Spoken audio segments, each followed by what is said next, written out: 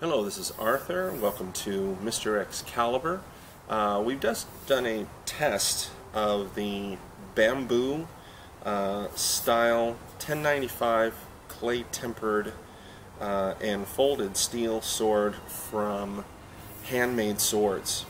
This has been an interesting experience trying to find some information on this company, mainly because one of the interesting things about this company is it has such a very common name, handmade, and as a result it's rather hard to track down, because if you punch in handmade swords into things like Google or looking up YouTube videos, other people's experiences about this company, what you find is a lot of handmade stuff, but not necessarily the company handmade, capital H. And so as a result, it's actually been pretty hard to kind of track down some information and some other opinions about this. But I was able to find some stuff that I'll share a little later on. As usual, we're going to take a look at the unboxing with something a little special with this sword, something very different, at least different for me up until now. And then I really don't have any other people's footage to share with you, although you're welcome to look up YouTube and try and find some people's experiences with katanas from Handmade. Good luck in finding it. It wasn't very easy for me to find any of it. And then some of my kind of wrap-up information, some my cutting, and some stats about the sword, and then of course a nice wrap-up at the very end. So let's take a look at that footage right now. So this is the packaging that I got the yellow bamboo katana from Handmade from, and as you guys are going to quickly see here, the packaging for this sword, in comparison to everything that I've seen up until now, is actually very unique. Inside the sender, the outer box, was this nice heavy inner cardboard tube with, of course, their decal and printing on. This is the first time I've seen this kind of sender, or this kind of container for the sword, since I used to get stuff from the Noble collection. Now, for those of you who've never heard of that, it was a make a very long time ago that used to make very pretty wall hangers. I remember getting a replica from one of the Highlander movies, or it may have been the TV show, and it came in something like this. But this is the first time I've ever seen one of these very functional katanas or swords come in something like this, and it was really nicely packed. As you can see, it had those styrofoam rounders that kept it from rattling around inside. Now here is a nice little thing that I got. It is a documentation, some kind of certification, and we'll see it up close here for a little bit. Certification of I guess the different elements of the katana, how it's made, its shape, where it was made, so on and so forth. If you can speak that language, then more power to you, but there it is. That is a certification that came with the sword. Like I said, it came with these nice styrofoam rounders to keep it from rattling around. It's a very nice shipping container if you ever have to move it, let's say in an airline or something like that. Usually, actually, you might need something a little bit more substantial, but this is an awfully good starting point. As with all these katanas, this does come standard, and that is the whole sword bag. And it came inside the bag, and the sword came inside the saya. Once we kind of removed all of that, we do see that the sword did have a little bit of saya rattle. Not a lot to really kind of be critical of. The Sageo cord on the saya was really nice. It's nice, it's heavy. The presentation knot was very well done. The covering, or I guess the outer layer of this wood saya, has this nice bamboo theme. When the section comes up for stats, the pictures that I got from Handmade are very representative of what I got, so I'm sorry if my camera work didn't quite capture it well enough. But I don't know really how they did this. But the nice design on the outside is the color of bamboo, and you kind of see the individual bamboo slats. So it was really nice.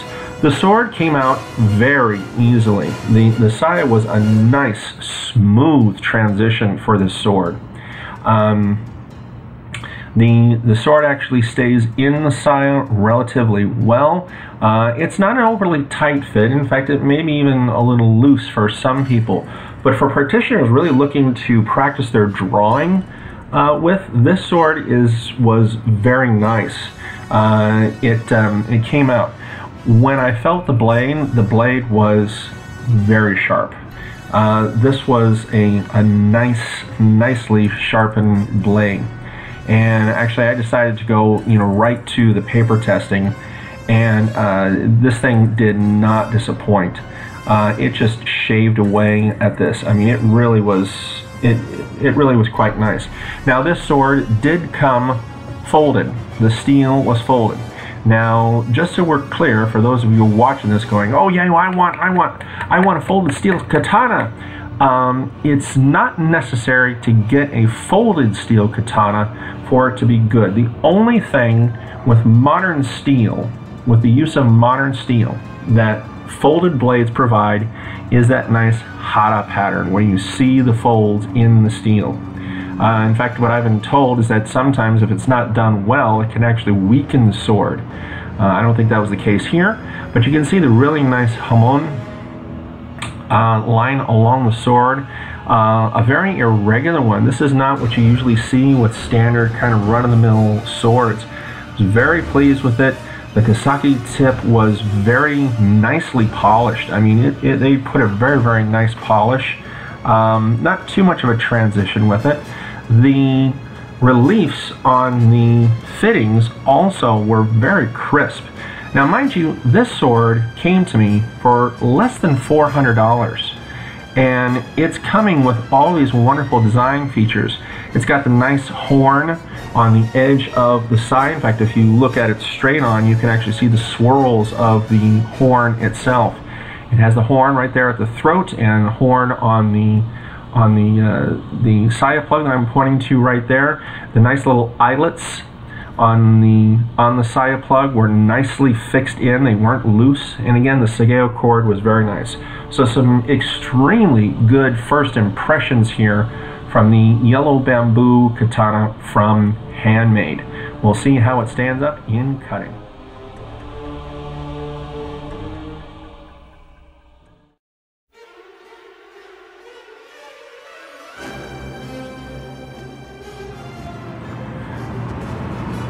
So this is going to be our cutting footage with the yellow bamboo katana from Handmade. One of the really nice things about this sword was drawing it.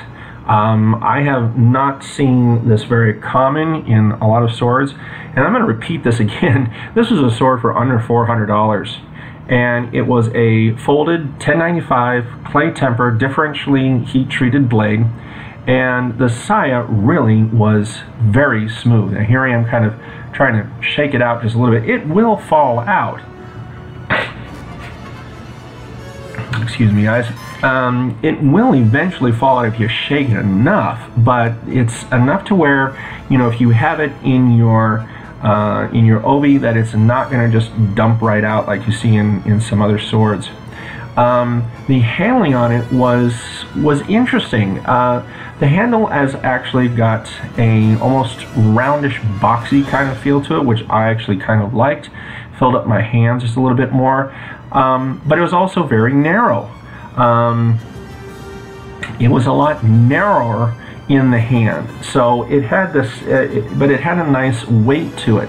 So, you know, unlike Cast Iberia where the handle is very wide, this one was very more round but narrower. Kind of hard for me to explain more than that. But it had a really nice feel to it. This sword does have a bohie, so it does have that steel removed from the spine.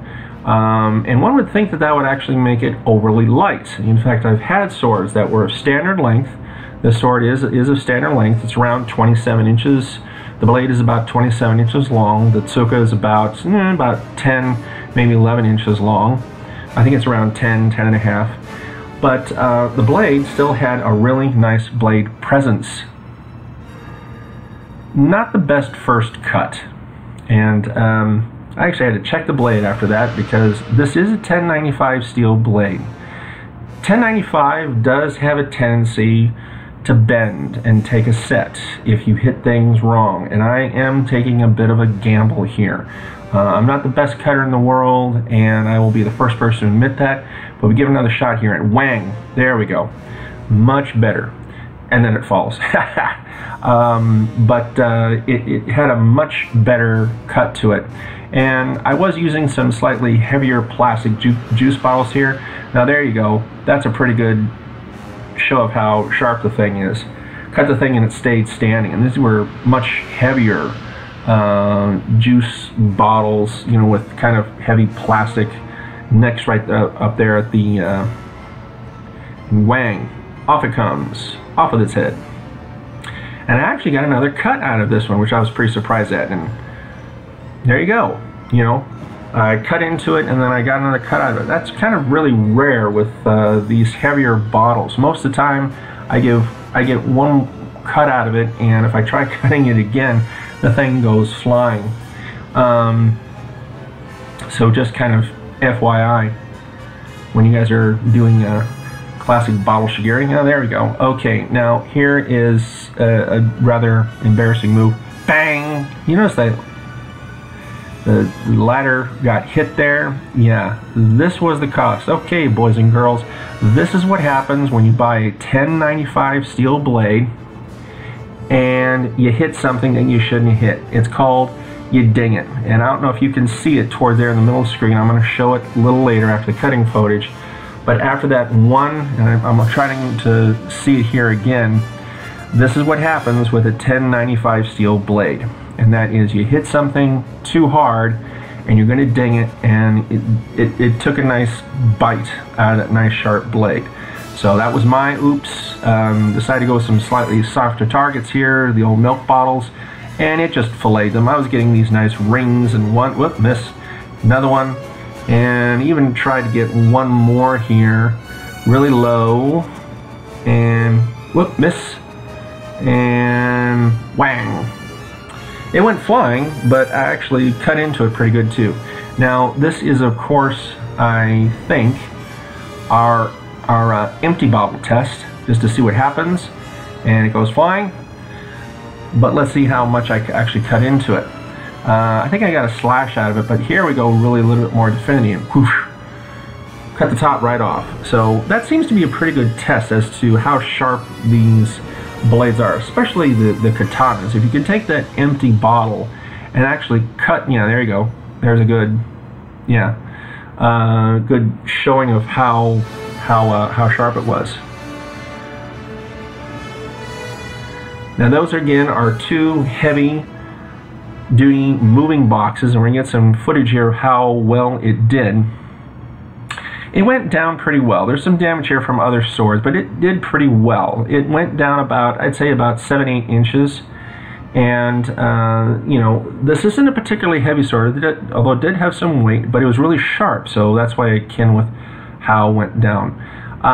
Here is some up-close footage as to, you know, what happened. There you can see some scraping along the blade as a result primarily of the cardboard. But then you see right there, kind of trying to focus in here, the ding right there, kind of in the middle of your screen. Yep. Oh, there we go. There's a really good view of it.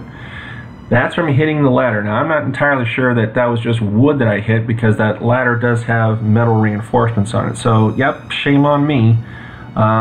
That's my bad. I'll take the hit for that one. These are 1095 steel blades, ladies and gentlemen. Please make sure that once you are done I don't care what it is, bottle shigiri, boxes, whatever you're cutting, make sure you wash off your blade with some kind of solvent that is not going to damage it. Yes, I do use kind of common everyday house products. There are plenty of ones you can use. I actually use WD-40. It is a very thin solvent that's meant to clean as well as also lubricate just a little bit. Now, if you're going to be, using this sword and then putting it away for long periods of time, I wouldn't recommend using WD-40. I would use something a little heavier, perhaps 3-in-1 oil, to where you're actually going to store it for a period of time. But WD-40 actually does a good job of washing off sticky stuff from tape or residue from whatever else was in those bottles, and leaving a nice kind of film on it that will protect it the next time you use it. So it's actually a halfway decent common thing that you'll have around the house, or maybe have around the house, that'll do well. But you do this and guarantee you'll have your swords to play with on another day instead of a rusty pile of crap. So please lubricate your swords before you put away so you have them to play with on another day.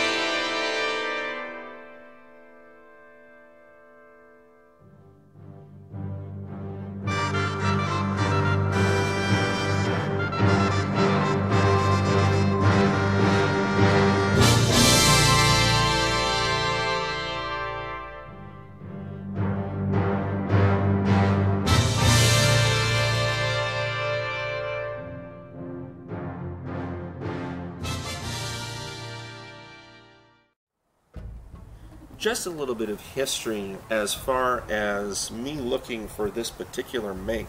One of the things that was very interesting about this make has a bit of a story with me, and that is about 5-6 years ago, long before I wanted to do these reviews, I was interested in finding a nice katana, not something too expensive, but something to add to my sword collection. I'd had katanas before.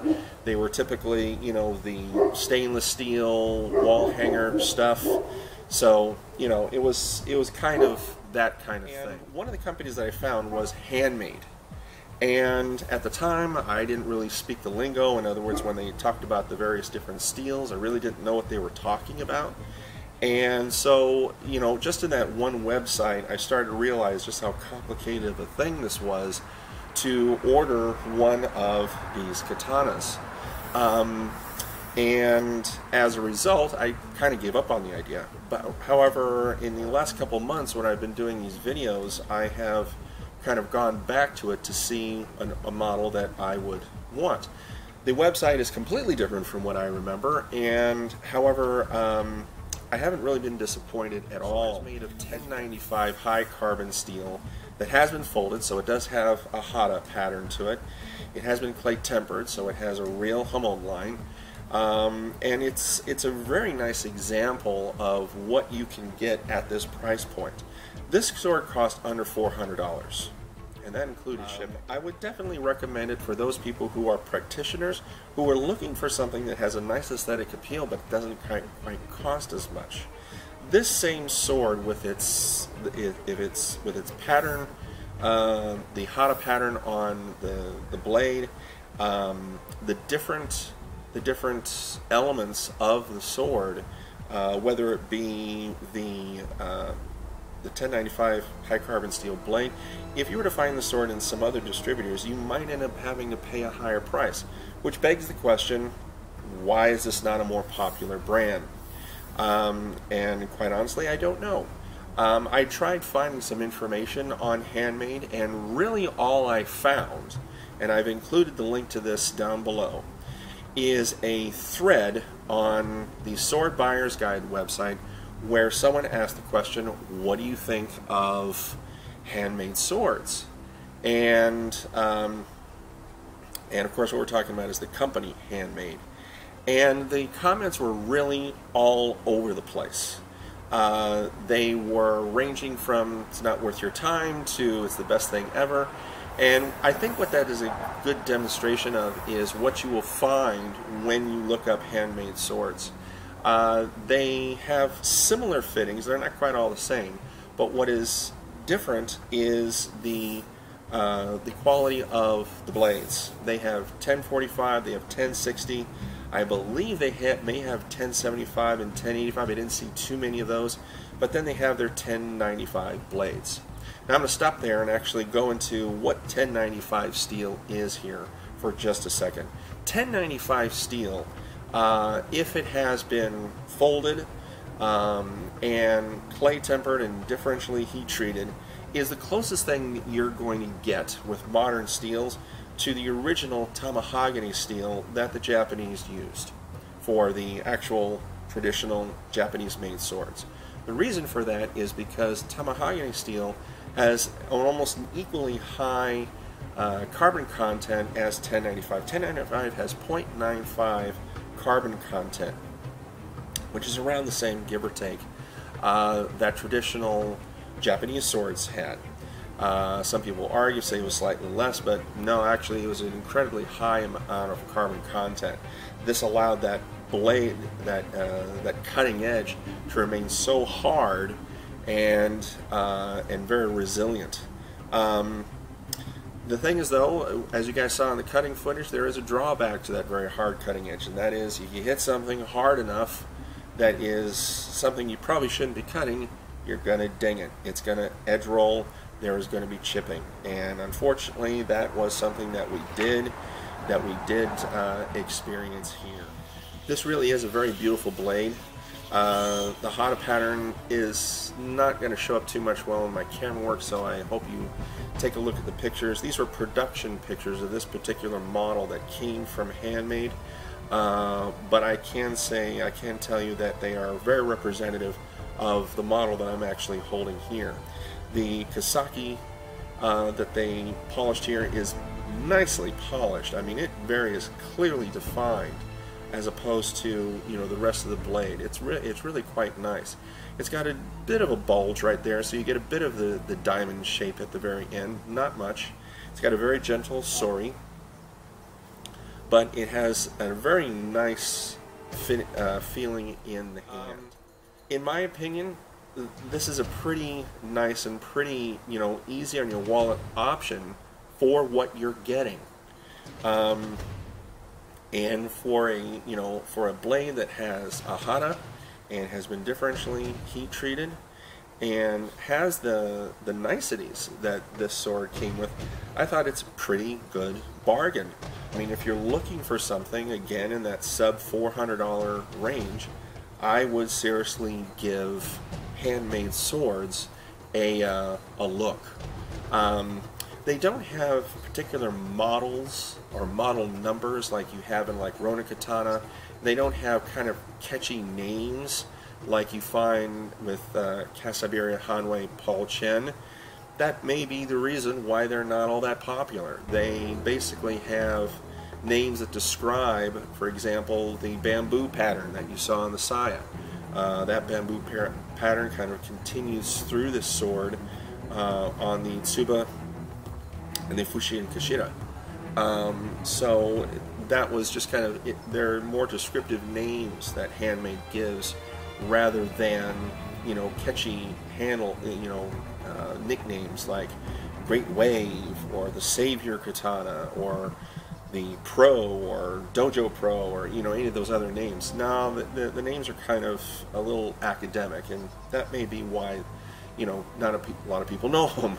So if Handmade's looking, you might want to think about marketing these things with slightly catchier names. But other than that, it's something that you should definitely consider when looking at getting katana and getting one that's around this price range. They do have some that are a little bit more in the $600 and $700 range. They really are kind of few and far between. It seems as though it's some of the fittings that are a little bit more expensive that jack up the prices a little bit more. But the 1095 folded steel blades with the hata on that you can see on them seems to be their top of the line blade. So that's the one we got here. I hope this has been informative for you. I hope this has kind of helped perhaps in your decision as to what to get, or if you're looking at Handmade. Hopefully this has been comprehensive enough to kind of help you out. I know it's a company that's kind of hard to look for on YouTube, as I mentioned before. And so, as always, comment. Please subscribe to the channel, and we'll see you next time. Bye for now.